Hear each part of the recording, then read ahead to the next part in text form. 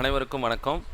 இப்போ நாம் இந்த காணொளியில் டிசேபிலிட்டி என்ட்ரி எப்படி போடுறதை பற்றி நம்ம விரிவாக பார்ப்போம்.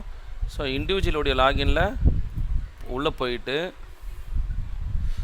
சர்வீசஸ் என்பதை கிளிக் பண்ணுங்கள்.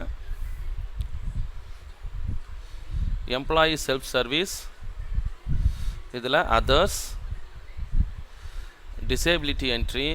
இது என்ன சார் டிசேபிலிட்டி என்ட்ரி அப்படின்னு பார்த்தீங்கன்னா, இப்போ நம்மளை சார்ந்தவங்க சில குறைபாடுகளோடு இருப்பாங்க.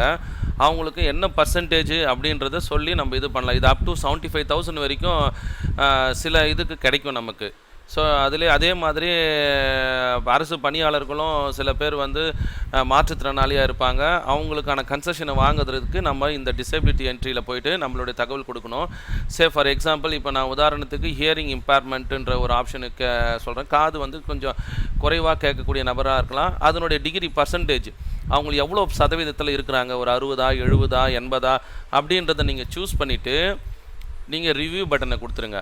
இந்த ரிவ்யூ பட்டனை கொடுத்து 3 லெவலில் நீங்கள் அப்ரூவ் வாங்கணும்.